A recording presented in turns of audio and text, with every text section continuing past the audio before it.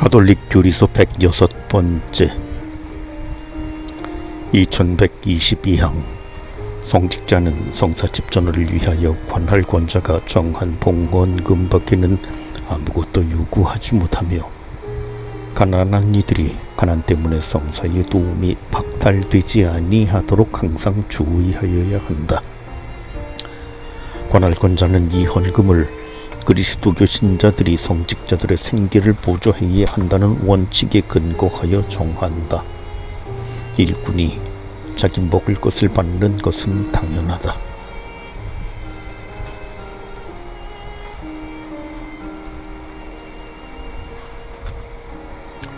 무신론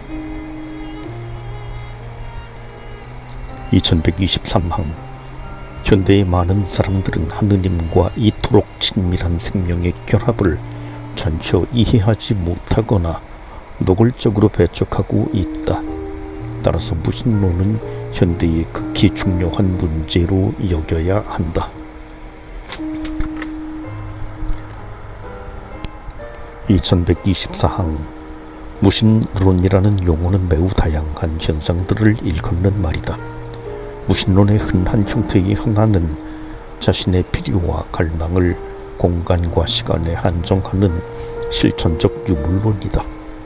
무신론적 인본주의는 인간이 스스로 자기 목적이 되고 고유한 자기 역사의 유일한 창조자요 형성자라는 그릇된 주장을 펼친다. 현대 무신론의 또 다른 형태의 하나는 단지 경제적이며 사회적인 해방을 통한 인간의 해방을 기대하는 것이다. 이러한 형태의 무신론은 종교는 본질상 이러한 인간 해방의 장애가 된다고 주장한다.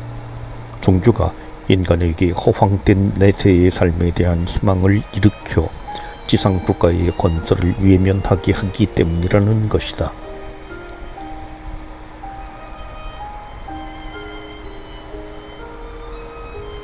(2125항) 하느님의 존재를 배격하거나 거부한다는 면에서 무신론은 경신덕을 거스르는 죄이다.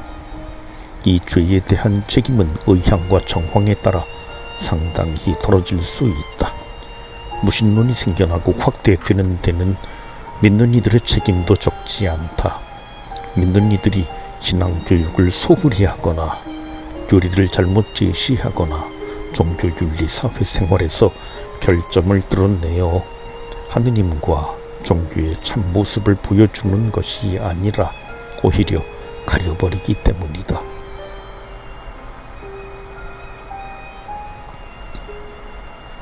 (2126항) 흔히 무신론은 하느님에 대한 일체의 종속을 거부하기까지 하는 인간의 자율성이라는 그릇된 개념에 바탕을 두고 있다. 그러나 사실 우리는 신공정이 인간 존엄성에 결코 배치되지 않는다고 주장한다. 인간의 존엄성은 바로 하느님 안에 기초를 두고 하느님 안에서 완성되기 때문이다. 교회는 자신의 메시지가 인간 마음의 가장 깊은 열망과 일치한다는 것을 분명히 알고 있다.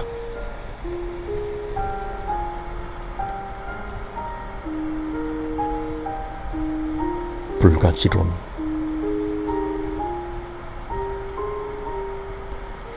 2127항 불가지론은 여러 형태를 띠고 있다. 어떤 경우 불가지론자들은 하느님을 부인하지 않는다. 오히려 그들은 자신을 계시할 수 없고 그 누구도 그에 대해 아무런 말도 할 수 없는 초월적 존재가 있음을 가정한다.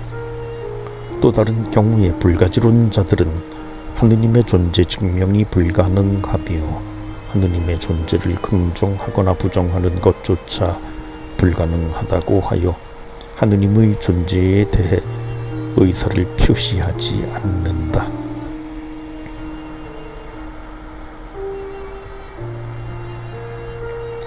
(2128항) 불가지론은 어떤 경우에는 하느님을 찾는 것일 수도 있다. 그러나 무관심주의, 존재의 궁극적 문제에 대한 회피, 윤리적 양심의 게으름 등을 의미할 수도 있다. 볼가지로는 흔히 실천적 무신론과 같다. 자, 너는 어떤 것이든지 그 모습을 본떠서 만들지 마라.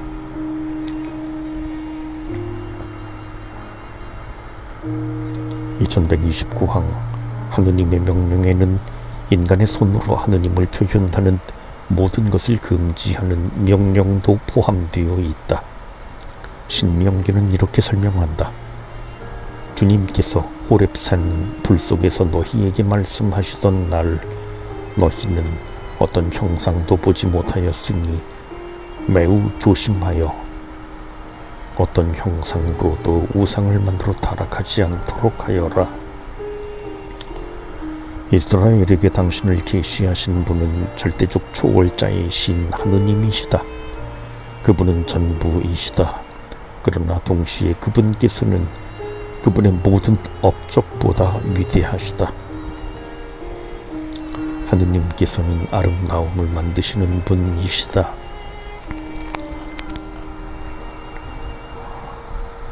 (2130항) 그런데도 구약시대부터 하느님께서는 강생하신 말씀으로 성취된 구원을 상징적으로 가리켜주는 형상들을 만들도록 명령하시거나 허용하셨다.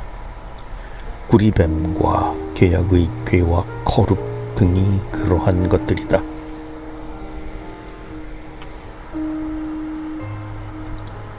(2131항) 787년 니케아에서 열린 제7차 공의회는 강생하신 하느님의 신비에 근거하여 성화상 파괴주의자들에 맞서 그리스도뿐 아니라 천주의 성모, 천사와 모든 성인의 성화상 공경을 정당화하였다. 하느님의 아들은 인간이 되심으로써 성화상의 새로운 경륜을 시작하신 것이다. 2132항 그리스도교의 성화상 공경은 우상을 금지하는 첫째 계명에 어긋나는 것이 아니다. 과연 성화에 대한 공경은 그 본래의 대상에게 소급되며 성화를 공경하는 사람은 누구나 그 성화에 그려진 분을 공경하는 것이다. 성화에 표현하는 공경은 존경을 표하는 존경이지 하느님께만 드려야 하는 흠숭이 아니다. 성화를 공경하는 행위는 성화 그 자체를 공경하는 것이 아니라 강생하신 하느님을 알아보게 해줄 뿐이다. 곧 성화에 표하는 동작은 성화 그 자체에 표하는 동작이 아니라 나타내고 있는 분께 표하는 동작이다.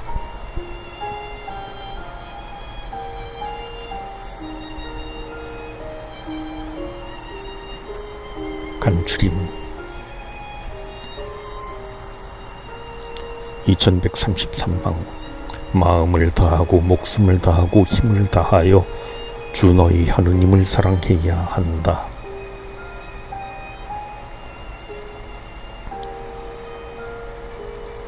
2134항 첫째 계명은 인간에게 하느님을 믿고 하느님께 바라고 하느님을 모든 것 위에 사랑할 것을 요구한다. 2135항 주 너희 하느님을 경배하여라. 하느님을 흠숭하고 하느님께 기도하고 그분께 마땅한 예배를 드리고 하느님께 드린 약속과 서원을 지키는 것은 첫째 계명을 준수하는 경신덕의 행위들이다.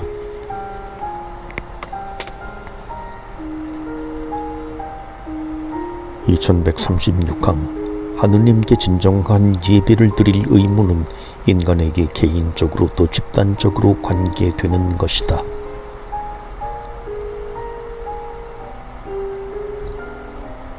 2137항 인간은 사적으로나 공적으로 종교를 자유로이 신봉할 수 있어야 한다. 2138항 미신은 우리가 참 하느님께 드려야 할 예배에서 벗어나는 것이다. 미신은 우상숭배 그리고 점이나 마술 등의 여러 형태에서 두드러지게 나타난다. 2139항 말이나 행위로 하느님을 시험하는 행위, 신성모독, 성직매매 등은 첫째 계명으로 금지된 불경죄이다. 2140항 하느님의 존재를 배척하거나 거부하는 무신론은 첫째 계명을 거스르는 죄이다.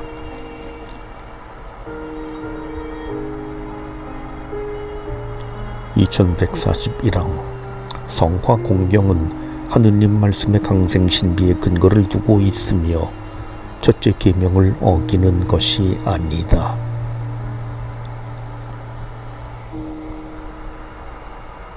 제2절 둘째 계명.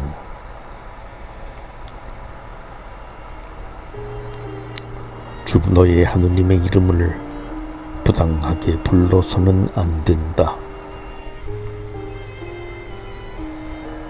거짓 맹세를 해서는 안 된다 하고 옛사람들에게 이르신 말씀을 너희는 또 들었다. 그러나 나는 너희에게 말한다. 아예 맹세하지 마라.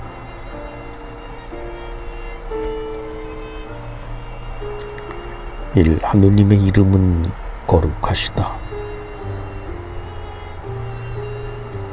2142항 둘째 계명은 하느님의 이름을 존경할 것을 명한다. 이 계명은 첫째 계명과 마찬가지로 경신덕에 속하는 것이며 거룩한 것에 대하여 특히 우리의 언어 사용을 규제한다.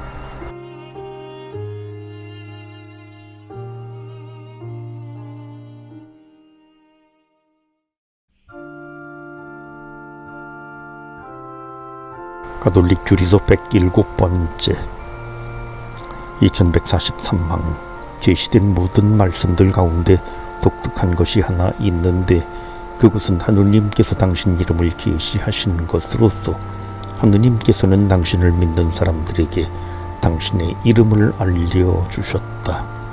하느님께서는 당신 자신의 신비 안에서 당신을 계시하신다. 이름은 다만 신뢰하고 절친한 사람에게만 알려주는 법이다. 하느님의 이름은 거룩하시다. 그러므로 인간은 하느님의 이름을 함부로 사용하지 못한다. 인간은 사랑이 넘치는 흠숭의 정으로 진무 가운데 하느님의 이름을 상기해야 한다.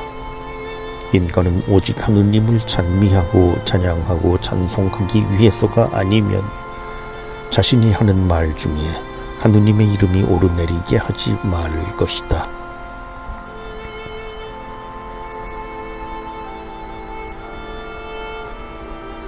(2144항) 하느님의 이름에 대한 경의는 하느님 자신의 신비와 하느님의 이름이 상기시켜주는 거룩함 그 자체에 드려야 하는 경의를 표명한다. 거룩한 것에 대한 지각은 경신덕에 속한다. 경외의 심과 거룩함의 감정은 그리스도인다운 것인가 또는 그렇지 않은 것인가, 그 점에 대해서는 어느 누구라도 합리적으로 의심할 수는 없다. 이것은 우리가 지극히 높으신 하느님을 뵙게 된다면 매우 강렬하게 느낄 감정들이다. 이는 우리가 하느님의 현존을 깨닫게 될 때 느낄 감정들이다. 하느님께서 현존하심을 우리가 믿는 정도에 따라서 우리에게 그러한 감정들이 일어나게 된다. 그러한 감정들을 갖지 않는다는 것은 하느님께서 현존하심을 깨닫지 못하기 때문이요, 하느님의 현존을 믿지 않기 때문이다.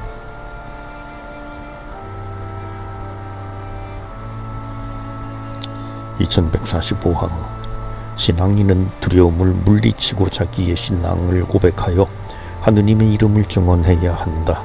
설교와 교리 교육에는 우리 주 예수 그리스도의 이름에 대한 흠숭과 경의가 흠뻑 깃들어 있어야 한다. 2146항 둘째 계명은 하느님의 이름을 함부로 부르는 것을 금한다. 곧 하느님과 예수 그리스도 성모 마리아와 모든 성인의 이름을 부당하게 부르는 것을 모두 금하는 것이다.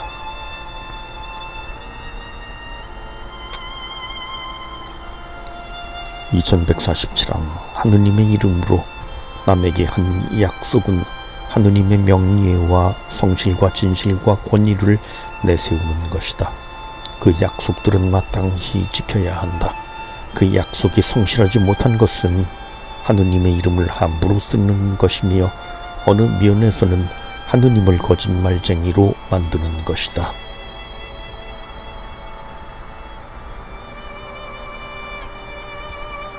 (2148항) 신성 모독은 둘째 계명을 직접 거스르는 것이다. 이것은 생각으로나 말로써 하느님을 증오하거나 비난하거나 도박하고 하느님을 나쁘게 말하며 그분에 대하여 불경스러운 말을 하고 하느님의 이름을 함부로 부르는 것 등이다. 야고보 사도는 그 존귀한 예수님의 이름을 모독한 이를 비난한 바 있다. 하느님을 모독하는 언사를 금지하는 것은 그리스도의 교회와 성인들, 거룩한 물건들을 거스르는 모든 언사에도 해당된다. 죄가 되는 행위를 은폐하고 백성을 노예로 만들며 고문이나 살인을 위해서 하느님의 이름을 내세우는 것 또한 하느님을 모독하는 것이다.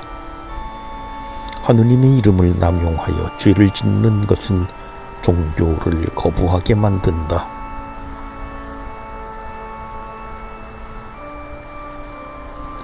신성 모독은 하느님께 드려야 하는 존경과 하느님의 거룩한 이름에 상반되는 것이다. 그것은 그 자체로 중죄가 된다. 2149항 모독을 할 뜻이 없더라도 하느님의 이름을 부르며 하는 욕설은 주님을 존경하지 않는 것이다. 둘째 계명은 하느님의 이름을 마술적으로 사용하는 것도 금한다.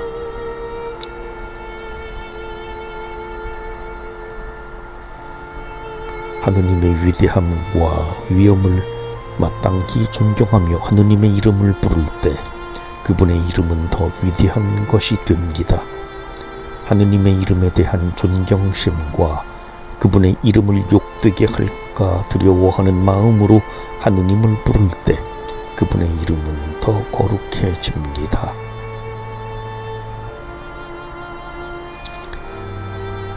이 하느님의 이름을 헛되이 부름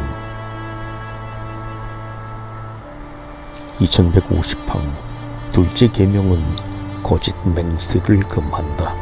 서약이나 맹세는 자신이 확언한 것에 하느님을 증인으로 내세우는 것이다. 이는 자신의 진실성을 보증하려고 하느님의 진실성을 내세우는 것이다. 맹세는 하느님의 이름을 빌려하는 것이다. 너희는 주 너희 하느님을 경외하고 그분을 섬기며 그분의 이름으로만 맹세해야 한다.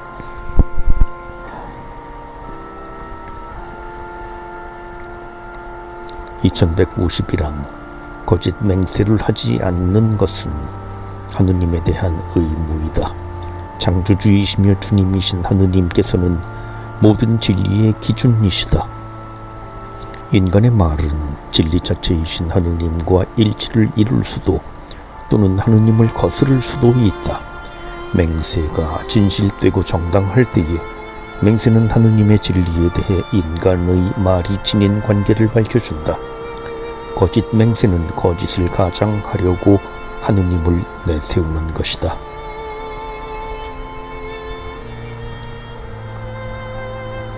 (2152항) 지킬 생각이 없는 약속을 하면서 맹세하거나 맹세를 하고 나서 그 약속을 지키지 않는 사람은 거짓 맹세를 한 것이다. 거짓 맹세는 모든 말의 주인이신 분에 대한 경의를 심각하게 저버린 것이다. 맹세로서 악을 저지르겠다고 약속하는 것은 하느님의 이름의 거룩함에 반하는 것이다. 2153항 예수님께서는 산상설교에서 둘째 계명을 설명하셨다. 거짓 맹세를 해서는 안 된다. 네가 맹세한 대로 주님께 해드려라 하고 옛사람들에게 이르신 말씀을 너희는 또 들었다. 그러나 나는 너희에게 말한다. 아예 맹세하지 마라. 너희는 말할 때에 예 할 것은 예하고 아니요 할 것은 아니요 라고만 하여라. 그 이상의 것은 악에서 나오는 것이다. 모든 맹세는 하느님을 보증으로 내세운다는 것을 의미하며 인간이 하는 모든 말은 하느님의 현존과 그분의 진실성에 영광이 되어야 한다는 것을 예수님께서는 가르치신다. 말할 때에 하느님의 이름을 조심스럽게 부르는 것은 그분의 현존을 존경하는 마음으로 의식하는 일에 걸맞은 일이다. 우리가 하는 모든 말은 하느님을 증언하거나 그분을 우롱하는 것이다.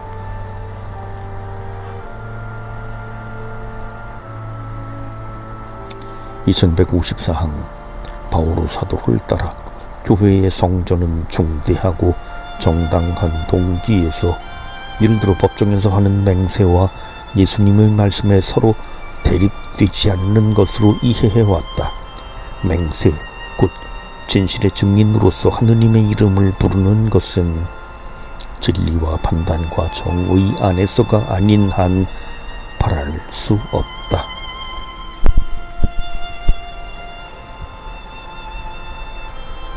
(2155항) 하느님의 이름의 거룩함은 사소한 일에 그분 이름을 부르지 말 것과 그것이 부당하게 요구하는 권력에 찬성하는 것으로 해석될 수 있을 만한 상황에서는 맹세하지 말 것을 요구한다. 정통성이 없는 세속의 권위가 요구하는 맹세는 거부해도 된다. 인간의 존엄성이나 교회의 일치에 반하는 목적으로 맹세가 요구될 때에는 그것을 거절해야 한다.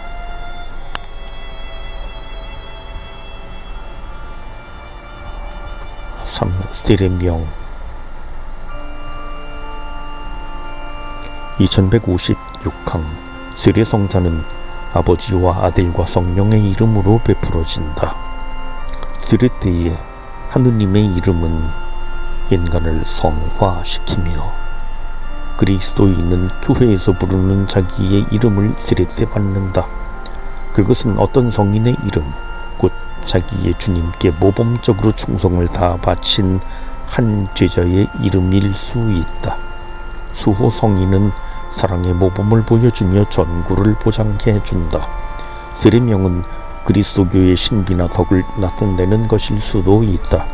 부모와 대부모와 본당 사목구 주임은 그리스도교적 감정에 어울리지 않는 이름을 붙이지 아니하도록 보살펴야 한다.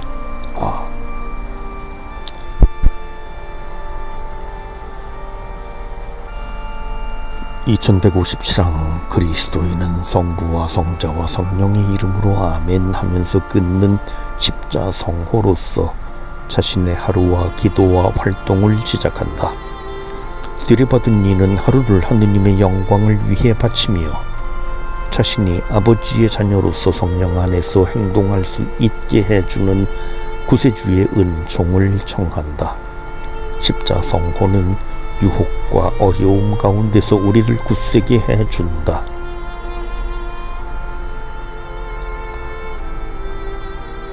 (2158항) 하느님께서는 각 사람을 제 이름으로 부르신다. 모든 사람의 이름은 거룩하다.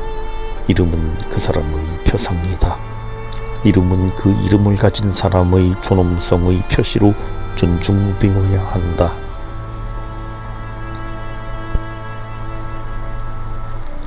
(2159항) 주어진 이름은 영원한 이름이다. 하늘나라에서는 하느님의 이름이 새겨진 각 사람의 신비하고 독특한 인품이 찬란하게 빛날 것이다. 승리하는 사람에게는 흰 돌도 주겠다. 그 돌에는 그 돌을 받는 사람 말고는 아무도 모르는 새 이름이 새겨져 있다.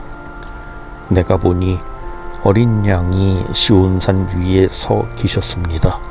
그와 함께 14만 4천 명이 서 있었는데 그들의 이마에는 어린 양의 이름과 그 아버지의 이름이 적혀 있었습니다.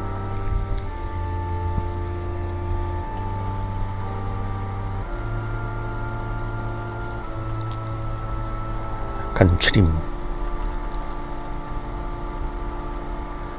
2160항 줄처의 주님은 온 땅에 당신 이름이 얼마나 존엄하십니까? 2161항 둘째 계명은 하느님의 이름을 존경할 것을 명한다. 주님의 이름은 거룩하다. 2162항 둘째 계명은 하느님의 이름을 부당하게 부르는 모든 것을 금한다. 신성 모독은 하느님과 예수 그리스도와 성모 마리아와 성인들의 이름을 모욕적으로 부르는 것이다.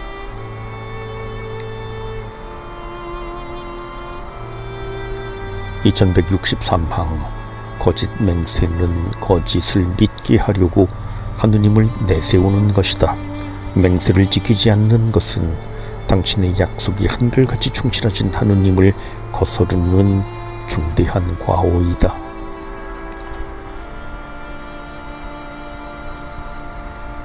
2164항 진실과 필요성과 존경심이 없이는 창조주의 이름으로나 피조물의 이름으로도 맹세하지 마라.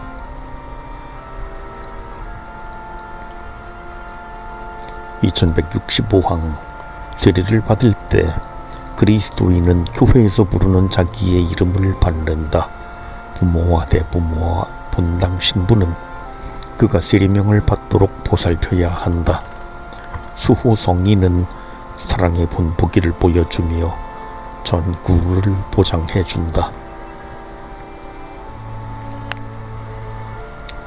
2166항 그리스도인은 기도와 활동을 성부와 성자와 성령의 이름으로 아멘 하면서 끊는 십자성호로서 시작한다.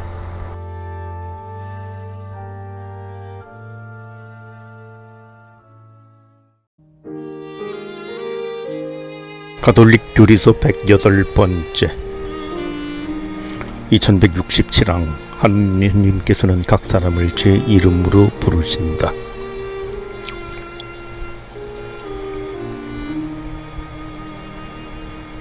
제3절 셋째 계명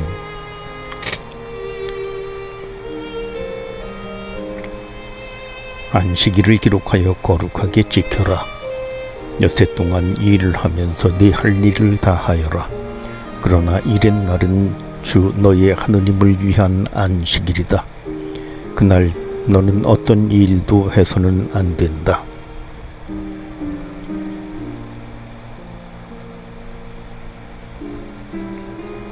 안식일이 사람을 위하여 생긴 것이지 사람이 안식일을 위하여 생긴 것은 아니다. 그러므로 사람의 아들은 또한 안식일의 주인이다.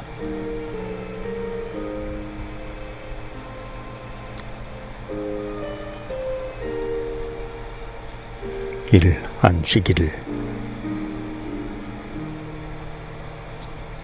2168항 십계명의 셋째 계명은 안식일의 거룩함을 일깨워준다.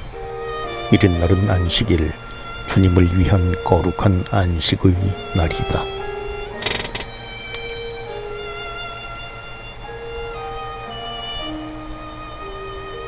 2169항 이에 대해서 성경은 창조를 상기시킨다. 주님이 엿새 동안 하늘과 땅과 바다와 그 안에 있는 모든 것을 만들고 이른 날에는 쉬었기 때문이다. 그러므로 주님이 안식일에 강복하고 그날을 거룩하게 한 것이다.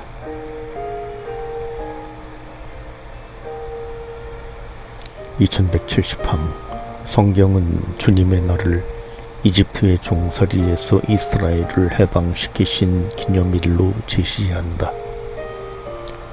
너는 이집트 땅에서 종살이를 하였고 주 너의 하느님이 강한 손과 뻗은 팔로 너를 그곳에서 이끌어내었음을 기억하여라. 그 때문에 주 너의 하느님이 너에게 안식일을 지키라고 명령하는 것이다.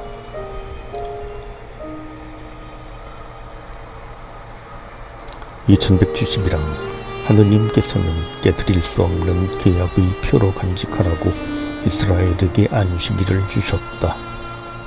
안식일은 하느님을 찬미하려고 또 하느님의 창조 사업과 그분께서 이스라엘을 위하여 하신 구원 업적을 기리려고 따로 거룩하게 남겨둔 날, 곧 주님을 위한 날이다.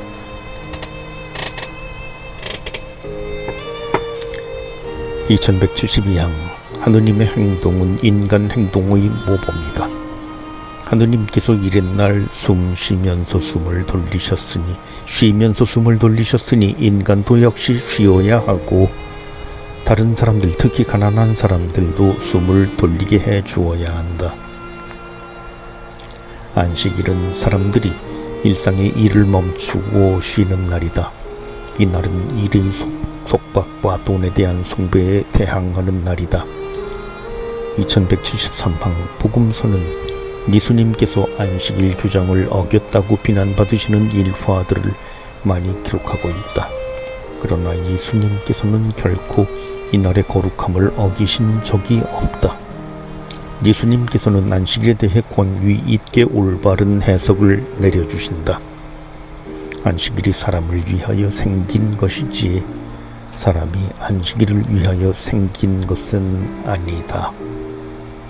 그리스도께서는 자비로이 안식일에 악한 일이 아니라 착한 일을, 죽이는 일이 아니라 살리는 일을 해야 한다 고 단언하시면서 안식일의 정당성을 확립시켜 주신다. 안식일은 주님 자비의 날이며 하느님 영광의 날이다. 사람의 아들은 또한 안식일의 주인이다.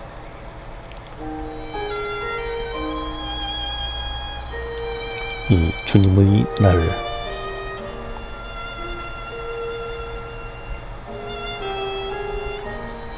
이 날은 주님께서 만드신 날, 우리 기뻐하며 즐거워하세.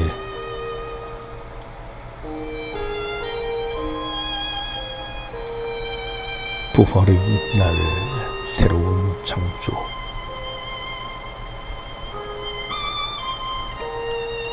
우리는 해의 날 일요일에 모두 함께 모입니다. 이날은 하느님께서 암흑에서 물질을 끌어내시어 세상을 창조하신 첫째 날, 유다인들이 안식의 일 다음 날이면서 또한 주간의 첫째 날이 되는 날이기 때문이며, 또 이 날이 우리의 구세주이신 예수 그리스도께서 죽은 이들 가운데서 부활하신 날이기 때문입니다.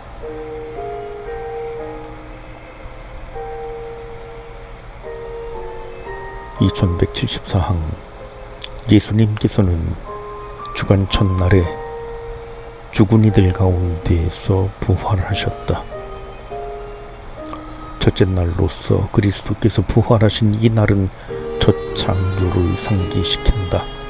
안식일 다음 날인 여덟째 날로서 이 날은 그리스도의 부활과 더불어 시작된 새로운 창조를 가리킨다. 그리스도인들에게는 이 날이 모든 날 중에 첫째 날, 모든 축일 중에 첫째 축일, 주님의 날, 주일이 되었다.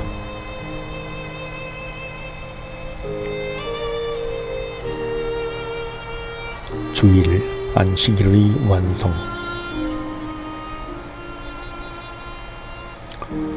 (2175항) 주일은 주간마다 시간적으로 앞서는 일반 안식일과는 분명히 구별되며 그리스도인들에게는 안식일 의식에 관한 규정을 대체한다. 주일은 그리스도의 파스가를 통해서 유다인들의 안식일의 영적인 참 의미를 완성하고 인간이 하느님 안에서 누릴 영원한 안식을 예고한다. 사실 율법에 따른 예배는 그리스도의 신비를 준비하는 것이었으니 율법에 따라서 행해지던 것들은 그리스도와 관련되는 것들을 예표하는 것이기 때문이다.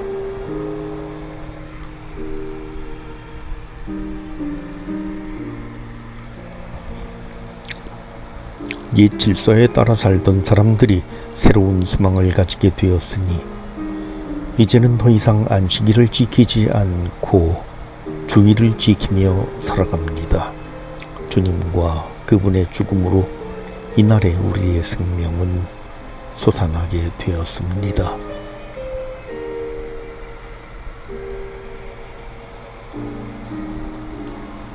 (2176강) 주일은 경축하는 일은 모든 인간을 향한 하느님의 보편적 자비심을 회상함으로써 하느님께서 외적이고 가시적이며 공적이고 정기적인 예배를 드리도록 인간의 마음속에 본래부터 새겨져 있는 윤리적 명령을 지키는 것이다. 주일 예배는 구약의 윤리적 규정을 지킬 뿐 아니라 완수하며 주일마다 창조주이시자 당신 백성의 구세주이신 하느님을 찬미하여 그 주기성과 정신을 이어받는 것이다.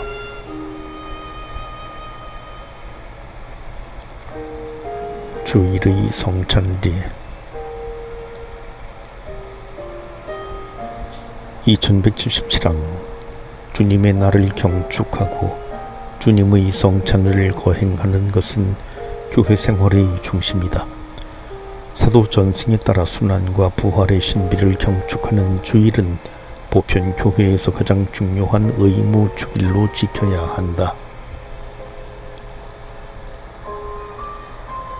이와 마찬가지로 우리 주 예수 그리스도의 성탄 대축일, 주님 공현 대축일, 주님 승천 대축일, 그리고 그리스도의 성체성열 대축일, 천주의 성모 마리아 대축일, 원죄 없이 잉태되신 복되신 동정 마리아 대축일과 성모 승천 대축일, 성 요셉 대축일, 성 베드로와 성 바오로 사도 대축일, 그리고 모든 성인 대축일도 지켜야 한다. 2178강 그리스도인들이 이렇게 모이는 관습은 사도시대의 초기부터 시작된 것이다. 히브리인들에게 보낸 서가는 다음과 같이 환기시키고 있다. 어떤 이들이 습관적으로 그러듯이 우리의 모임을 소홀히 하지 말고 서로 격려합시다.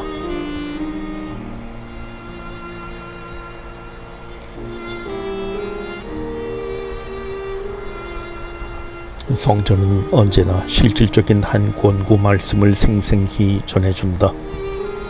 일찍 교회에 나와서 주님께 가까이 가며 자기의 죄를 고백하고 기도 중에 참회하십시오. 하느님의 거룩한 전례에 참여하고 드려야 할 기도를 마치고 편견을 받기 전에는 떠나지 마십시오. 파견을 받기 전에는 떠나지 마십시오. 우리가 자주 말한 바와 같이 기도와 휴식을 위해 이 날이 여러분에게 주어졌습니다. 이 날은 주님께서 마련하신 날입니다. 이 날에 우리는 기뻐하고 즐거워합시다.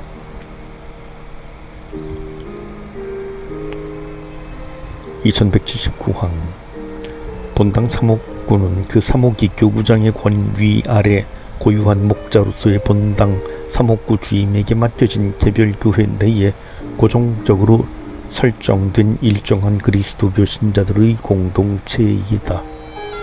본당은 주일의 성찬리를 거행하기 위해서 모든 신자들이 모일 수 있는 장소이다. 본당은 신자들에게 전례 생활의 일반적 표현을 가능하게 하고 신자들을 이 전례 거행에 불러 모으며 구원을 위한 그리스도의 가르침을 전하고 선행과 형제애로서 주님의 사랑을 실천한다.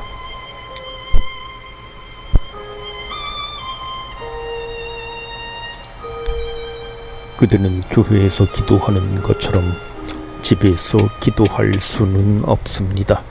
교회는 하느님의 백성이 모이는 곳이며 그들은 그곳에서 한 마음으로 하느님을 환호합니다. 교회에는 그 외에도 정신의 일치, 마음의 합일, 사랑의 유대, 사제들의 기도 등이 있습니다.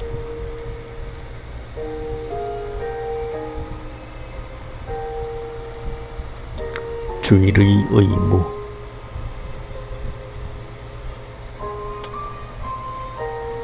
(2180항) 교회의 법규는 주님의 법을 명확하게 하고 구체화한다.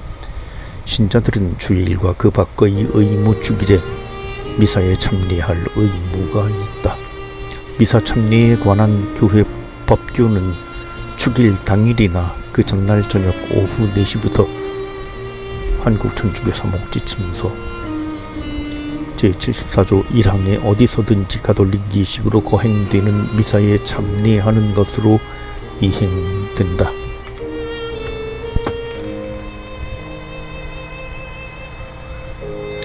(2181항) 주일의 성찬례는 모든 그리스도교적 실천의 기초가 되고 그 실천을 확인한다. 그러므로 신자들은 중대한 이유, 예를 들어 병이 들었거나 유아를 보살펴야 하는 경우로 면제되거나 본당 신부에게 관면을 받은 경우를 제외하고는 규정된 날의 성찬례에 참여할 의무가 있다. 이 의무를 고의적으로 지키지 않는 사람은 중죄를 짓는 것이다.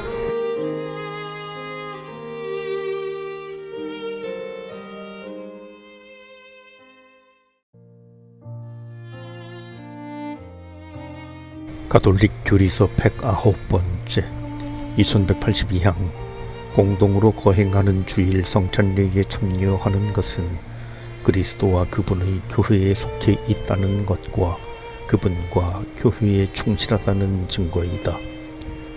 그렇게 하여 신자들은 신앙과 사랑 안에서 친교를 나누고 있다는 사실을 보여준다.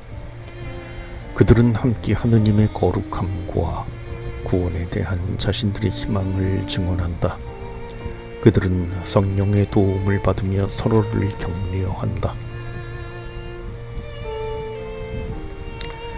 2183항 성직자가 없거나 다른 중대한 이유 때문에 성찬례에 참여가 불가능하게 되면 신자들은 본당 사목구 성당이나 그 밖의 거룩한 장소에서 교구장의 규정에 따라 거행되는 말씀 전례가 있으면 거기에 참여하거나 또는 개인적으로나 가족끼리 또는 기회에 있는 대로 여러 가족들이 모여서 합당한 시간 동안 기도에 몰두하도록 매우 권장된다.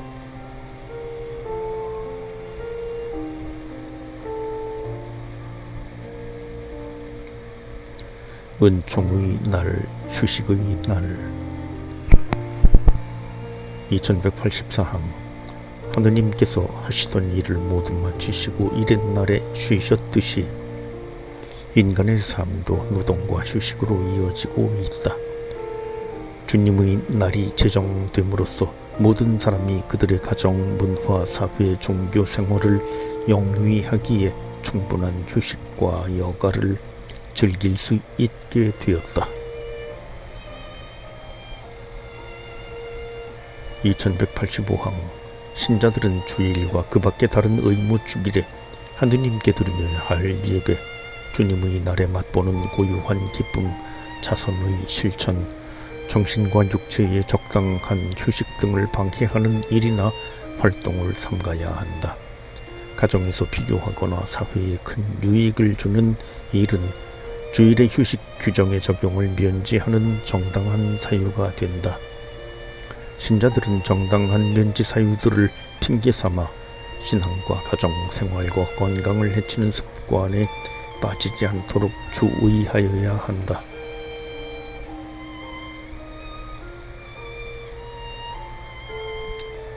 진리를 사랑하면 거룩한 여가를 찾고 사랑이 필요하면 올바른 일을 받아들인다.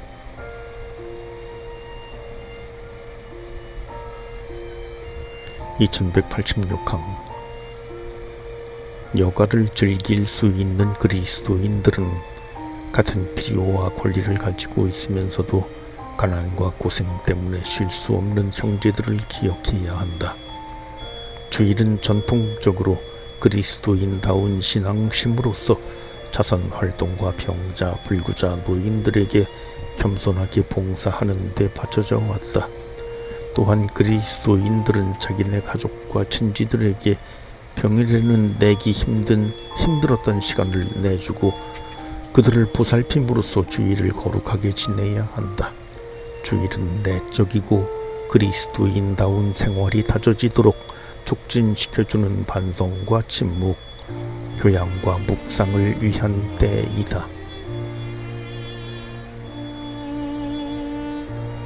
2187항 주일과 축일들을 거룩히 지내기 위해서는 공동의 노력이 필요하다. 각 그리스도인은 주일을 지키지 못하게 하는 일을 쓸데없이 강하게 남에게 강요하지 말아야 한다. 관습, 운동, 외식 등과 사회적 필요성, 공무 등으로 어떤 이들에게 주일의 노동이 요구될 경우 각자가 충분한 여가 시간을 갖는 것을 소홀히 하지 않도록 해야 한다. 신자들은 절제와 사랑으로서 집단적 여가 활동으로 생겨나는 복음, 복식과 폭력을 피하도록 유의해야 한다. 경제사정이 어렵더라도 공권력은 시민에게 휴식과 예배를 위한 시간을 보장하도록 유의해야 한다. 고용주들도 고용인들에 대해 공권력과 유사한 의무를 지니고 있다. 2188항 그리스도인은 종교 자유와 모든 사람의 공동선을 존중하면서 주일과 교회의 축일들이 법정 공휴일로 정해지도록 노력해야 한다. 그리스도인은 기도하고 존경하며 기뻐하는 모범을 모든 사람에게 공적으로 드러내 보여주어야 하며 인간 사회의 영적 생활에 값진 기여를 하는 그들의 전통을 수호해야 한다. 나라의 법이나 다른 이유들로 주일에 일을 할 수밖에 없다고 해도 우리를 천사들의 축제 집회와 하늘에 등록된 마다들들의 모임이 이루어지는 곳에 참여시켜주는 이 날을 우리네 해방의 날로 지내야 한다.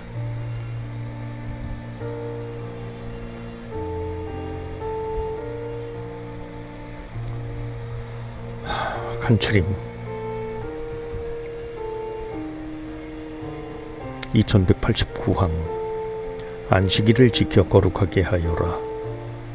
이른 날은 안식일, 주님을 위한 거룩한 안식의 날이다.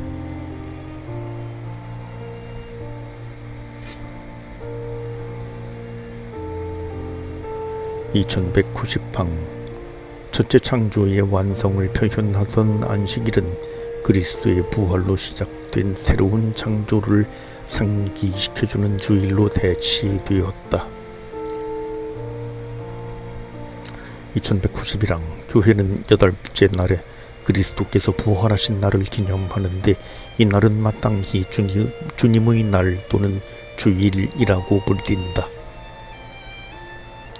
2192항 주일은 보편 교회에서 가장 중요한 의무 주일로 지켜야 한다. 신자들은 주일과 그 밖의 의무 주일에 미사에 참여할 의무가 있다. 2193항 신자들은 주일과 그 밖의 의무 주일에 하느님께 바쳐야 할 예배, 주님의 날의 고유한 기쁨이나 마음과 몸의 합당한 휴식을 방해하는 일과 영업을 삼가야 한다.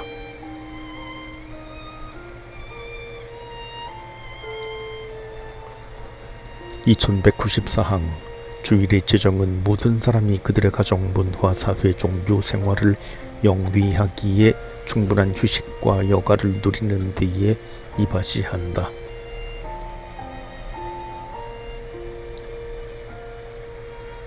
2195항 모든 그리스도인은 주일을 지키지 못하게 하는 일을 쓸데없이 남에게 강요하지 않도록 해야 한다. 제2장 내 이웃을 너 자신처럼 사랑해야 한다.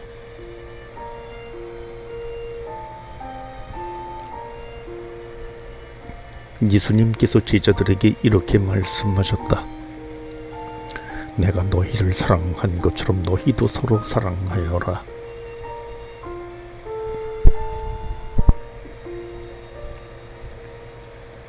2196항 모든 계명 가운데 어느 것이 첫째가는 계명인가 하는 질문에 예수님께서는 이같이 대답하신다. 첫째는 이것이다. 이스라엘아 들어라. 주 우리 하느님은 한 분이신 주님이시다. 그러므로 너희는 마음을 다하고 목숨을 다하고 정신을 다하고 힘을 다하여 주 너희의 하느님을 사랑해야 한다. 둘째는 이것이다. 네 이웃을 너 자신처럼 사랑해야 한다. 이보다 더 큰 계명은 없다.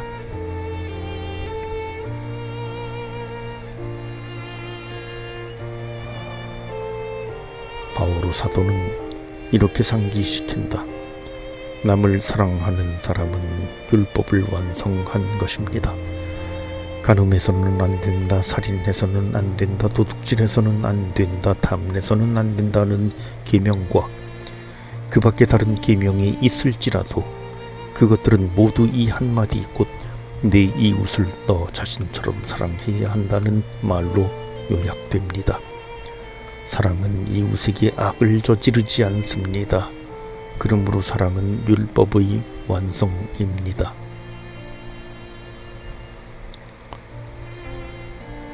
제4절 넷째 계명.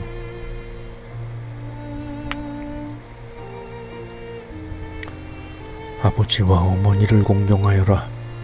그러면 너는 주 너희의 하느님이 너에게 주는 땅에서 오래 살 것이다.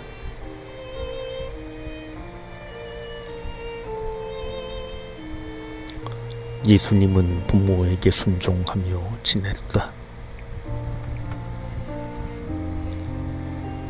주 예수님께서는 친히 이 하느님의 계명의 중요성을 상기시키셨다. 바오로 사도는 이렇게 가르친다. 자녀 여러분, 주님 안에서 부모에게 순종하십시오. 그것이 옳은 일입니다. 아버지와 어머니를 공경하여라. 이는 약속이 딸린 첫 계명입니다.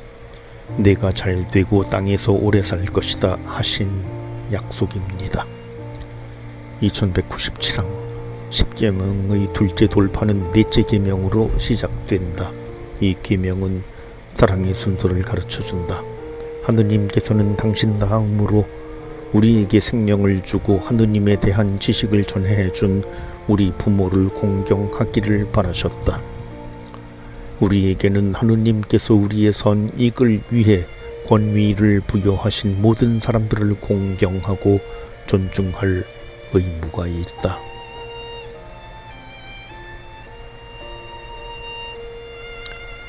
(2198항) 이 계명은 지켜야 할 의무들을 적극적인 형태로 표현하고 있다. 이 계명은 생명과 혼인과 세상의 재화와 사람의 말 등을 특별히 존중하는 것과 연관되는 그 다음의 계명들을 예고한다. 이 계명은 교회의 사회교리의 한 기초를 이룬다. 2199항 넷째 계명은 자녀들에게 부모와의 관계를 명백하게 말하고 있는데 이는 이 관계가 가장 보편적인 것이기 때문이다. 이 계명은 또한 친족들에 대한 혈연 관계와도 관련된다. 이 계명은 조부모와 집안 어른들에게 존경과 애정과 감사를 드릴 것을 요구한다. 마지막으로 이 계명은 스승에 대한 제자들의 의무, 고용주에 대한 고용인들의 의무, 윗사람들에 대한 아랫사람들의 의무, 자기네 나라와 그 행정가나 위정자들에 대한 국민의 의무에까지 미친다.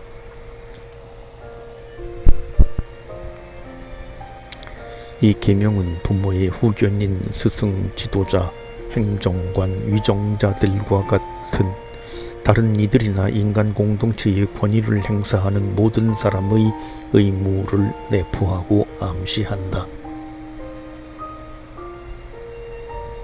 2200항 넷째 계명을 준수하는 이에게는 보상이 주어진다. 아버지와 어머니를 공경하여라. 그러면 너는 주 너의 하느님이 너에게 주는 땅에서 오래 살 것이다. 이 계명을 존중함으로써 영적인 열매 외에 평화와 번영이라는 현세적인 열매도 보장받게 된다. 이와는 반대로 이 계명을 지키지 않을 때에는 공동체와 개인들에게 큰 손해를 끼치게 된다.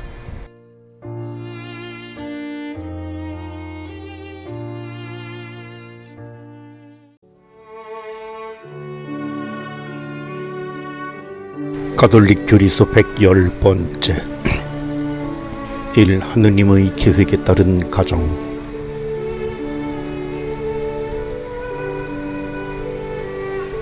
가정의 본질.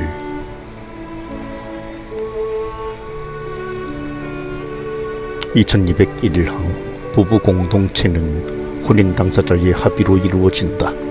혼인과 가정은 부부의 선익과 자녀의 출산 그리고 그 교육을 목적으로 한다. 부부의 사랑과 자녀 출산은 그 가정의 구성원들이 서로 인격적 관계를 형성하고 일차적인 책임을 지게 한다. 2202항 혼인으로 결합된 한 남자와 한 여자는 그들의 자녀들과 더불어 한 가정을 이룬다. 이 제도는 공권력이 인정하는 그 어떤 제도보다 우선하며 공권력은 가정이라는 제도를 인정하여야 할 의무가 있다.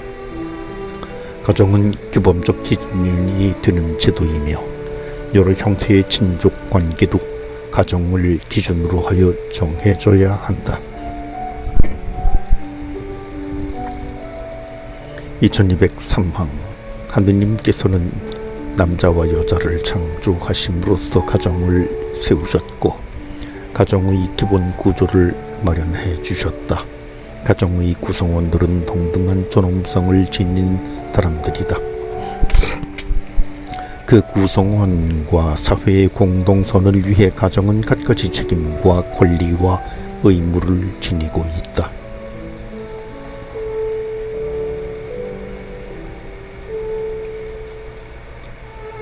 그리스도인의 가정.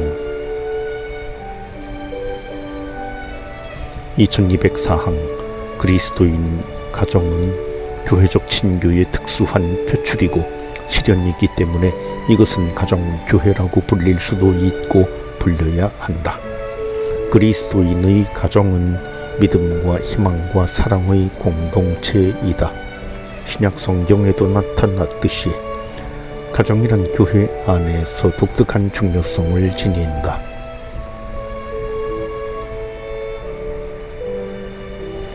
2205항 그리스도인의 가정은 사람들의 친교이며 성령 안에서 성부와 성자께서 이루시는 친교의 표지요 형상이다. 가정에서 이루어지는 출산과 자녀 교육은 성부께서 하시는 창조 행위의 반영이다. 가정은 그리스도의 기도와 희생에 동참할 것을 요청받고 있다. 일상적 기도와 하느님 말씀을 읽는 것은 가정 안에서 사랑을 강화시켜준다. 그리스도인의 가정은 복음의 전파자이며 선교사이다. 2206항 가족관계는 한 가족이라는 감정과 애정과 관심을 갖게 해주는데 이는 특히 가족들이 서로를 존중하는 가운데 생겨나는 것이다. 가정은 부부의 화합 그리고 자녀 교육에 대한 부모의 성실한 협력을 이루도록 부름받은 탁월한 공동체이다.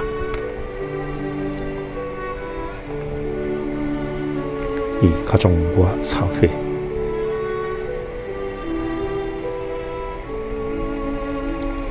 2207항 가정은 사회생활의 근원적 세포이다. 가정은 남녀가 사랑과 생명을 전달하며 헌신하라는 부르심을 받은 자연적 사회이다. 가정 안에서 이루어지는 권위와 안정과 사귐의 생활은 사회에서 누리는 자유와 안전과 형제애의 기초가 된다.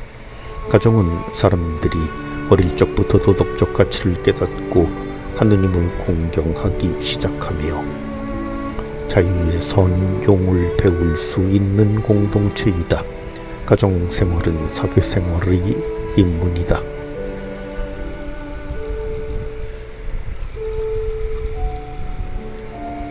2208항 가정에서 그 구성원들은 청소년이나 노인, 병자, 장애인과 가난한 이들을 돌보고 책임을 지는 일을 배울 수 있도록 살아야 한다. 그러나 때로는 이러한 도움을 베풀지 못할 처지에 있는 가정들도 많이 있다. 그럴 때에는 다른 사람들과 다른 가정들, 그리고 2차적으로는 그 사회에 그들의 어려움을 보살펴줄 의무가 돌아간다. 하느님 아버지 앞에서 깨끗하고 흠 없는 신심은 어려움을 겪는 고아와 과부를 돌보아주고 세상에 물들지 않도록 자신을 지키는 것입니다.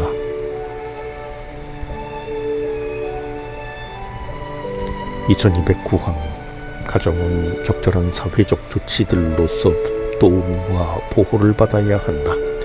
가정들이 그 의무를 다할 처지가 못 되는 곳에서는 다른 사회단체들이 그들을 도와주고 가정 공동체를 지탱해 줄 의무가 있다. 보조성의 원리에 따라 더 큰 공동체들은 가정의 권리를 빼앗거나 가정생활에 간섭하지 않도록 조심해야 한다.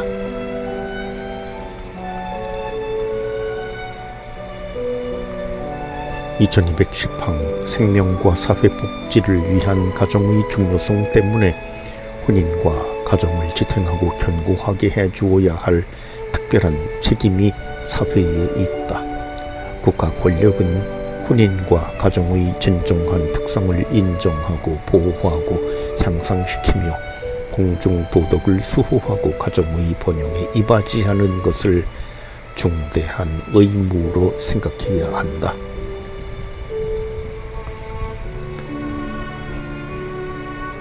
2211항 정치 공동체는 가정을 존중하고 돌보며 특별히 다음과 같은 사항들을 가정에 보장해 줄 의무가 있다.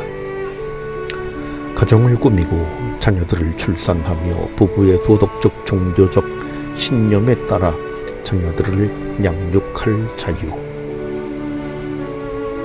부부의 유대와 가족 지도의 안정성 보호, 각자의 신앙을 고백하고 전파하며 필요한 수단과 제도의 도움을 받으면서 자녀들을 자기네 신앙 안에서 양육할 자유, 사유재산권, 사업을 계획하고 직장과 주택을 가질 권리, 이주할 권리, 국가의 제도에 따라 의료 혜택과 노인에 대한 보조와 가족수당을 받을 권리, 안전과 보건에 대한 보호, 특히 마약, 외설물, 알코올 중독 등과 같은 위험에 대한 보호, 다른 가정들과 연합체를 형성하여 국가 권력 앞에 자신들의 대표자를 내세울 수 있는 자유.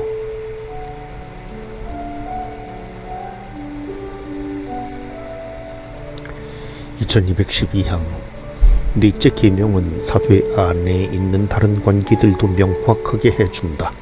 우리는 우리 형제 자매들 안에서, 우리 부모의 자녀들을, 우리 사촌들 안에서 우리 조상들의 후손을, 우리 동포들 안에서 우리 조국의 자녀들을, 세례받은 이들 안에서 우리 어머니이신 교회의 자녀들을, 모든 사람 안에서 우리 아버지라고 불리시기를 바라시는 분의 아들, 딸들을 본다. 이처럼 우리 이웃과 우리의 관계는 인격적인 관계로 받아들여진다. 이웃은 인간 집단의 한 개체로서 그 무엇이 아니라 이미 밝혀진 그 신원에 따라 마땅히 특별한 배려와 존중을 받아야 할 그 사람인 것이다. 2113항 인간 공동체들은 사람들로 이루어져 있다. 인간 공동체를 잘 다스리는 것은 권리를 보장하고 의무를 이행하며 계약을 성실히 지키는 것 등에 국한되는 문제만은 아니다.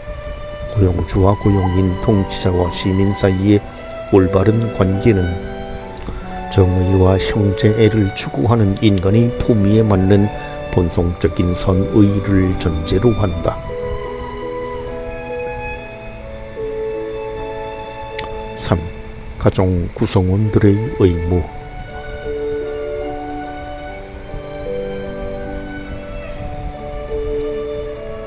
자녀의 의무. 2214항. 하느님의 부성은 인간이 지닌 부성의 근원이다. 하느님의 이 부성은 인간이 자기 부모를 존경해야 하는 근거가 된다.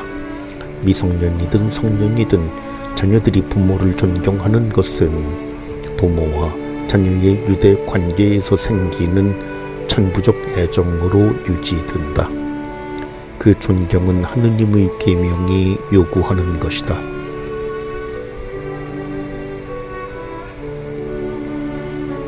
2215항. 부모 공경 효도는 부모가 생명의 선물로서 자녀들을 세상에 낳고 사랑과 수고로서 나이와 지혜와 은총이 자랄 수 있게 해준 데 대하여 감사를 드리는 것이다.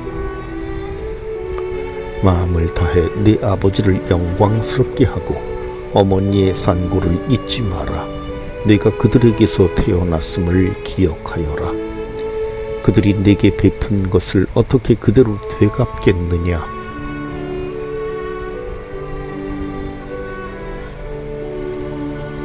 (2216항) 자녀가 부모에게 드리는 공경은 참다운 공손과 순종으로 나타난다. 내 아들아, 아버지의 계명을 지키고 어머니의 가르침을 저버리지 마라. 그것이 네가 길을 다닐 때 너를 인도하고 잠잘 때 너를 지켜주며 깨어나면 너에게 말벗이 되어 주리라. 지혜로운 아들은 교훈을 사랑하지만 빈정꾼은 꾸지람을 들으려 하지 않는다. 2217항. 자녀가 부모의 집에서 사는 동안에는 자녀의 선익과 가족의 선익을 위해서 부모가 요구하는 모든 요구에 순응해야 한다. 자녀 여러분, 무슨 일에서나 부모에게 순종하십시오. 이것이 주님 마음에 드는 일입니다. 자녀들은 그들의 교육자들과 부모들이 그들을 맡긴 모든 사람들의 합당한 명령에도 순종해야 한다. 그러나 자녀들이 그러한 명령에 복종하는 것이 양심에 따라 도덕적으로 옳지 않는 일이라고 확신이 선다면 그 명령에 따르지 말아야 한다.